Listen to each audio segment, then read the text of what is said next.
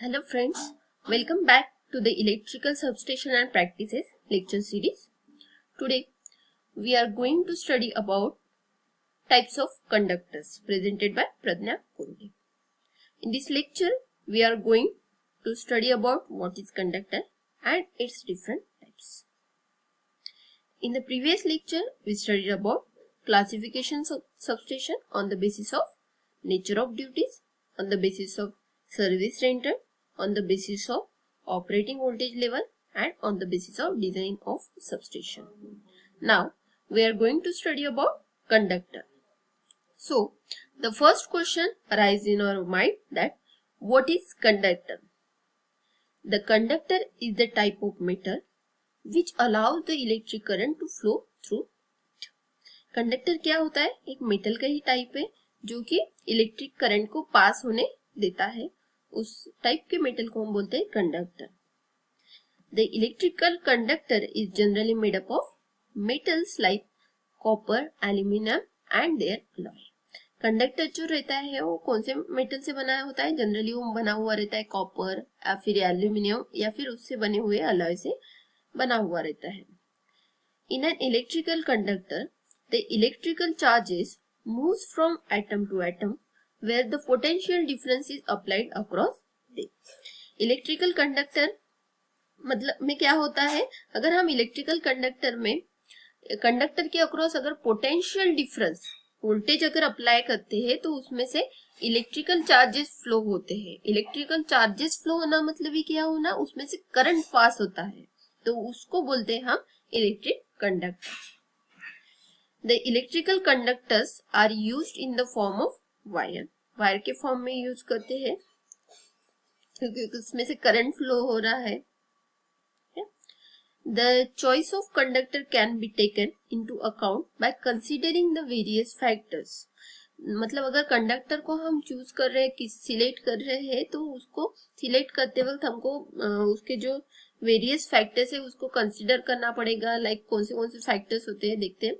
Like it's tensile strength, conductivity, corona loss, local condition and it's cost. तो tensile strength मतलब क्या? Tensile strength मतलब अगर उसके अक्रॉस अगर हम टेंशन प्रोवाइड करते हैं, टेंसाइल इसमें क्या यूज हुआ है? टेंशन. अगर उसके अक्रॉस टेंशन प्रोवाइड करते हैं तो उसकी जो ब्रेकिंग रहती है, ब्रेकिंग की स्ट्रेंथ रहती है उसको बोलते हैं टेंसाइल स्ट्रेंथ. फॉर एग्जाम्पल एक ग्लास का रॉड है उसको अगर हमने ब्रेक करने की कोशिश की, तोड़ने की कोशिश की तो क्या होगा? जल्दी टूट जाएगा. मतलब उसकी टेंसाइल स्ट्रेंथ क्या है? कम है. पर अगर एक कोई मेटल का हमने रॉड लिया उसको अगर हमने ऐसा तोड़ने की कोशिश की तो वो जल्दी टूटेगा क्या? नहीं. उस पे हमने टेंशन लगाया पर वो टूटा क्या? नहीं.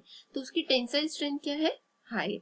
वैसे कंडक्टर की एल्यूमिनियम बोला, कॉपर बोला, तो ये हर मेटल की, हर कंडक्टर की टेंसाइल स्ट्रेंथ जो रहती है वो अलग अलग रहती है. तो हमको उसकी जो कंडक्टर यूज करने वाले हम ट्रांसमिशन डिस्ट्रीब्यूशन के लिए तो उसकी टेंसाइल स्ट्रेंथ क्या रहनी चाहिए? अच्छी खासी रहनी चाहिए. तो डिपेंड करेगा कि हम वो कंडक्टर कहाँ पे यूज कर रहे हैं, उस हिसाब से उस टेंसाइल स्ट्रेंथ का हमको कंडक्टर सिलेक्ट करना पड़ेगा.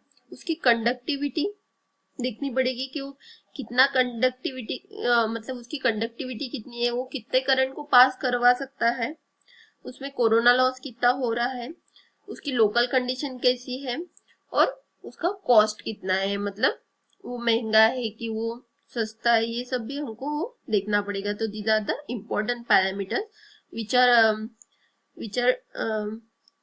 are considered for selection of conductor. Now let us see its type. Conductor के टाइप्स कौन से होते हैं तो देखते हैं. उसका एक टाइप होता है हार्ड ड्रॉन कॉपर कंडक्टर जो कि कॉपर कंडक्टर से बना हुआ होता है. Second, steel core copper conductor.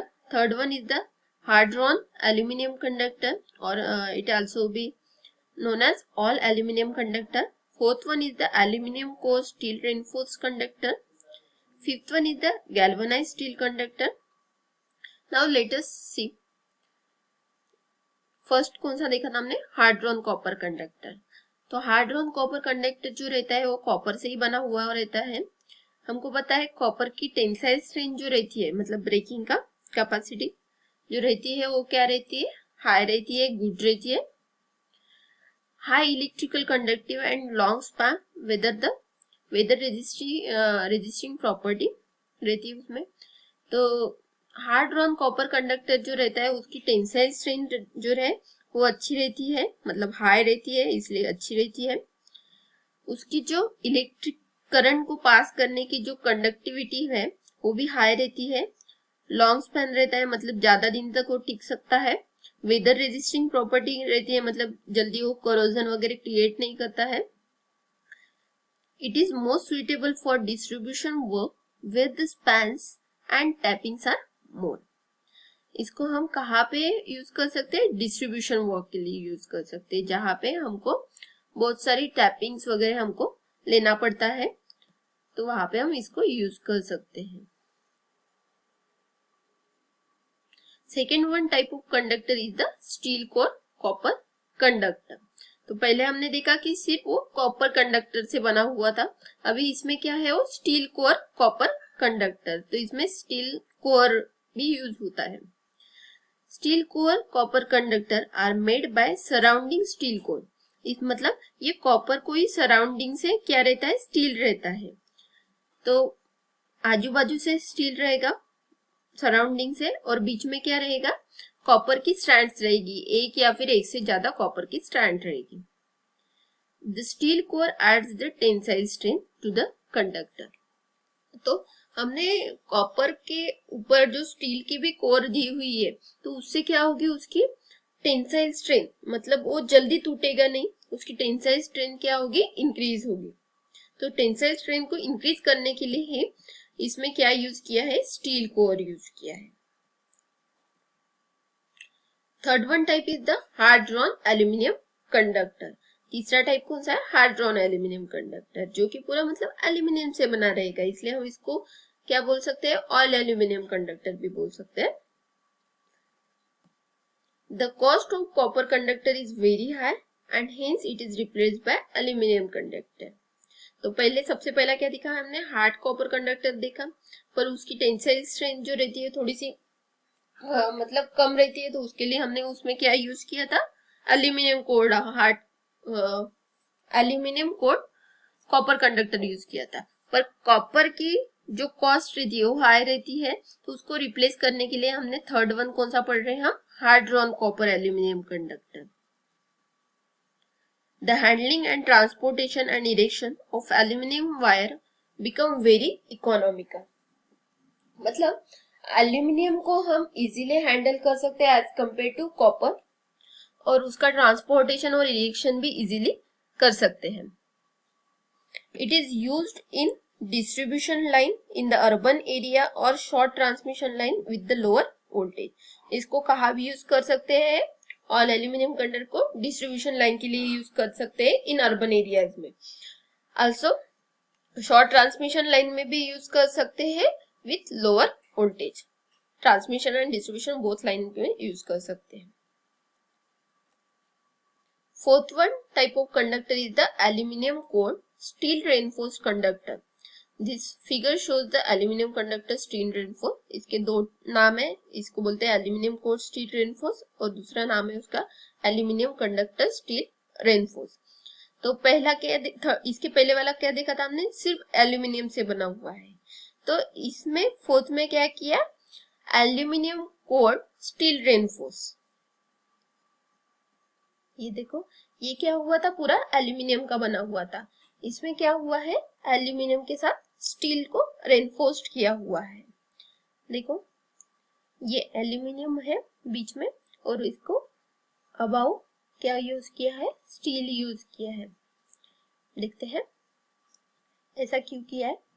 All aluminium conductors are not sufficiently strong mechanically for the construction of long span. तो जैसे कि हमने देखा प्रीवियस वाला जो था वो एल्यूमिनियम से बना हुआ था, तो वो इतना मैकेनिकल स्ट्रॉन्ग नहीं था, इसलिए हम उसको लॉन्ग स्पैन के लिए, मतलब लंबी लाइन के लिए यूज नहीं कर सकते थे, क्योंकि वो कंस्ट्रक्शन वाइज उतना स्ट्रॉन्ग नहीं था मैकेनिकली, मतलब वो इजीली डैमेज हो सकता था. तो इसलिए यहाँ से ऊपर से क्या यूज किया है, इसमें मैकेनिकली स्ट्रॉन्ग बनाने के लिए यहाँ पे क्या यूज किया है, स्टील कंडक्टर लगाए हुए हैं. this deficiency in strength can be compensated, as I know, as we discussed. Such a conductor is called steel core aluminum conductor or the aluminum conductor steel reinforced. The ACSR conductor has 7 strands forming a central core. इसमें क्या होता है बोलते हैं 7 strand रहते हैं aluminium की, जिससे क्या बना हुआ है, सेंट्रल का कोर बना हुआ रहता है. Around which there are 2 layers of 30 aluminium strand. Aluminium strand के सराउंडिंग में 2 लेयर में हमने 30 स्टील के स्ट्रैंड्स यूज किए हुए. The ACSR conductors have high tensile strength, low weight, and hence it is used for small slag. ACSR conductor की जो tensile strength है वो हाई है, उसका वेट भी जो है वो लाइट है. देयरफॉर हम इसको स्मॉल सैग के लिए यूज कर सकते हैं, लॉन्ग स्पैन के लिए भी यूज कर सकते हैं. Fifth one type of conductor is the galvanized steel conductor. The galvanized steel conductors has high tensile strength. इसकी tensile strength high रहती है. They are used in the very long span in rural areas where the load is small. इसको हम कहाँ पे use कर सकते हैं, लॉन्ग स्पैन के लिए यूज कर सकते हैं, रूरल एरियाज में यूज कर सकते हैं जहाँ पे लोड क्या होता है, कम ही होता है. In such cases a steel conductor may be replaced by steel core conductor to deal with the extra future load. इसमें हम स्टील कोर से भी उसको रिप्लेस कर सकते हैं ताकि अगर फ्यूचर में लोड इंक्रीज होता है तो उस हिसाब से उसको रिप्लेस कर सके. This conductor has a large resistance, inductance and voltage drop. But it has a small life as compared to the other conductor. इसका जो लाइफ स्पैन रहता है वो कम रहता है as compared to the other conductor. So let us summarize our today's session. In this session we understand what is conductor and its different types. So we conclude that all the conductors have their own area of application. मतलब हर conductor का अपना अपना application का area रहता है, कोई conductor कहाँ पे यूज होता है, तो ये सब हमने देखा ये लेक्चर में. Assignment for the today session, what is conductor and state the different types of conductor. You satisfied by the today's lecture as this. In the next lecture we are going to learn about general safety rules to be followed in substation. Thank you for watching this video and keep learning.